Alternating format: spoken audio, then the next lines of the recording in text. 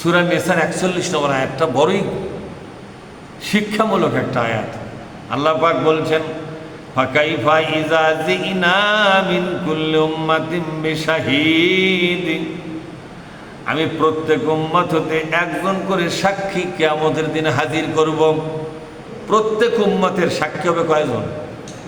একজন। সেটা মানে এই দুনিয়াতে যত উম্মত আসছিল, যেমন মুসা নবীর একটা উম্মত আসছিল না, ইব্রাহিম নবীর একটা উম্মত ছিল, নূহ নবীর একটা উম্মত ছিল, ছিল কিনা জোরে কর?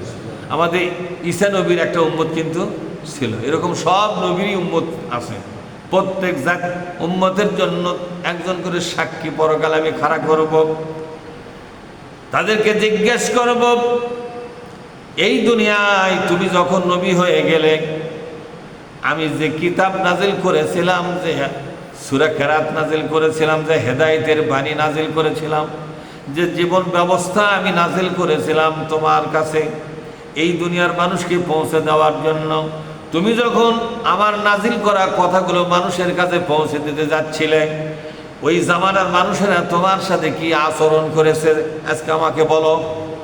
আচ্ছা বলেন তো, নবী রাসূল তো বলবে তখন যে আল্লাহ আপনি তো সবই দেখেছেন, আবার আমি কি করব? আমি যখন এই কথাগুলো মানুষকে বুঝাই তখন ওরা আমার সাথে কি আচরণ করেছে সে তো তুমি দেখিস। আল্লাহ বলবেন না আমি তো দেখছি রে ঠিক, কিন্তু আমি তোমার কাছ থেকে শুনতে চাই। তোমার সমস্ত উম্মতরা এখন দাঁড়িয়ে আছে, কেউ কবরে কেউ ওপরে, এরকম নয়। এটা হলো কিয়ামতের ময়দান, সবাই তো এখন দাঁড়িয়ে আছে। সবাই আজকে নিজের কানে শোনুক, নিজের চোখে দেখুক। তুমি নবী হইয়া নিজেই তুমি জবানবন্দি দাও। কি দাও? জবানবন্দি দাও।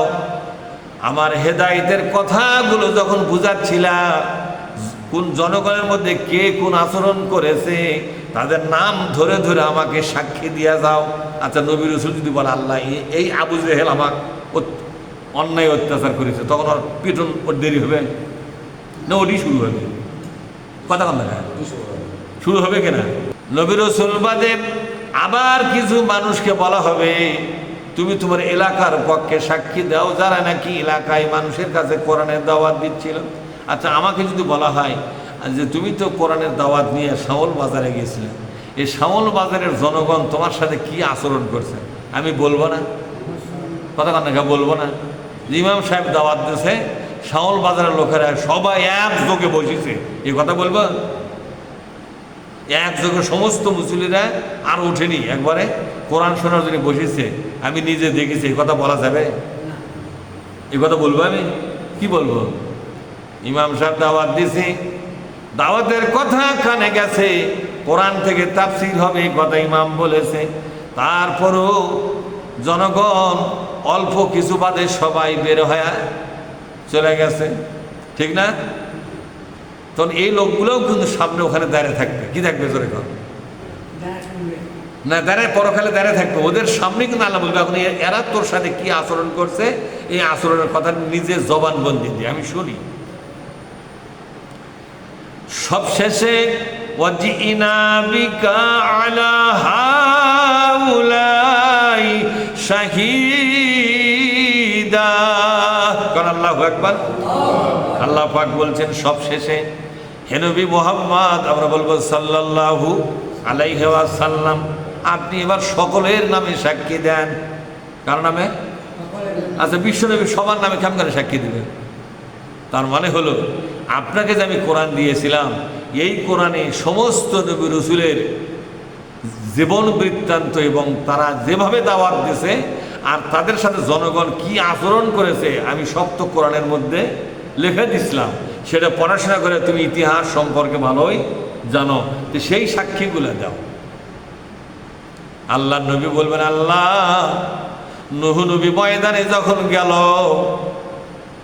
950 বছর দাওয়াত দিল, যেটা তোমার নাজিল করা কোরআন থেকে আমি জেনেছি, ঠিক না?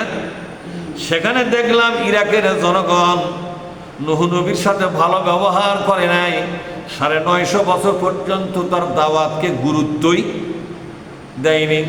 এভাবে ইব্রাহিমের নবীর সঙ্গে ইরাকের জনগণ লাগলো, ঈসা নবীর সাথে জর্দান ফিলিস্তিনের লোকেরা লেগে গেল গন্ডগোল, ঠিক না? ঠিক এইভাবে করে দুনিয়ার সমস্ত নবী রসুলগণ যখন দাওয়াত দিবার গেছে, সামান্য কিছু লোক নবী রসুলের পক্ষে ছিল, বেশিরভাগ লোকেরা নবী রসুলের বিরুদ্ধে চলে গেছে।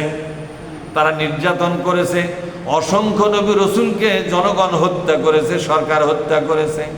নবী রসুল শূন্য দুনিয়ায় সাধারণ উম্মতের মধ্যে আলেম ওলামা হইয়া, মুসলমান হইয়া যারা তোমার নাজিল করা কিতাবের দাওয়াতি কাজ করতে গেছে, তারাও বিপদে পড়ে গেছে। আল্লাহ, আমি নবী হইয়া সাক্ষী দিয়া গেলাম, জবানবন্দি দিয়া গেলাম, যারাই অন্যায় অবিচার করেছে, মেহেরবানি করে আল্লাহ আজকে তাদের বিচার করো। বিচার হবে কিনা? যখন বিচার হবে কিনা? আল্লাহ পাক বলছেন, নবীজি আপনাকে সেই দিন সাক্ষী দেওয়ার জন্য হাজির করব। ইয়াউমাইযি ইয়াওয়াদ্দুল্লাযীনা কাফারু ওয়া আসাবুর রাসূলা লাউ তুসাওয়া বিহিমুল আরদ। আল্লাহ পাক বলছেন, সেই দিন এই ইসলামের শত্রুরা যারা নবীকে অস্বীকার করেছিল, তারা বলবে, আল্লাহ এই জমিন যদি আমাদেরকে সহ ধ্বংস হতো, কিয়ামতের আযাব থেকে আমরা বাঁচতে পারতাম, আমাদের মাটি করে দাও। কি করে দাও? এই জমিনের মধ্যে যদি আমরা পুঁতে গেলাম এনে আজকে, তাহলে এত বড় বিচারের মুখোমুখি আমাদেরকে হওয়া লাগতো না। ওয়ালা ইয়াকতুমুনাল্লাহ হাদিসা। আল্লাহ যে সমস্ত কথা প্রকাশ করবে, কোনো কথাই এরা গোপন করতে পারবে না। কারা? যারা সমস্ত নবী রসুলের বিরুদ্ধে ছিল, শেষে এসে আমাদের নবীর বিরুদ্ধেও কিছু লোক ছিল। ছিল কিনা? কথা কন না কেন? আমাদের নবীর বিরুদ্ধে সবাই ছিল না, অল্প কিছু লোক নবীর পক্ষে ছিল, আর সবগুলোই ছিল নবীর বিপক্ষে। তারা তখন বলবে, এই যে ইসলামের শত্রু যারা, তারা বলবে, আল্লাহ এই জমিন পুরাটাই যদি আমাদেরকে নিয়ে ধ্বংস হয়ে গেল হনি, মানে এই জমিনটা যদি ডাবিয়া যায়, মহাসাগর হয়ে গেল হনি, আমরা শুদ্ধ একবার শেষ হয়ে গেলাম হনি, তাহলে কবরে মানে জাহান্নামের আযাব থেকে আমরা বাঁচতে পারতাম। বলেন তো এই আকাঙ্ক্ষা পূরণ হবে? আল্লাহ বলবে যে হ্যাঁ, তোরা ধ্বংসই হয় না। তাই বলবে? আল্লাহ বলবে না, কিসের ধ্বংস? সোজা জাহান্নামে চলে যাও। কোথায় চলে যাও? সোজা জাহান্নামে যাও, আর ধ্বংস হওয়ার কোনো সুযোগ নাই। মহাবিশ্বের মালিক আমাদেরকে এই কথাগুলো বুঝবার তৌফিক দিন। আমিন। আসসালামু আলাইকুম ওয়া রাহমাতুল্লাহ।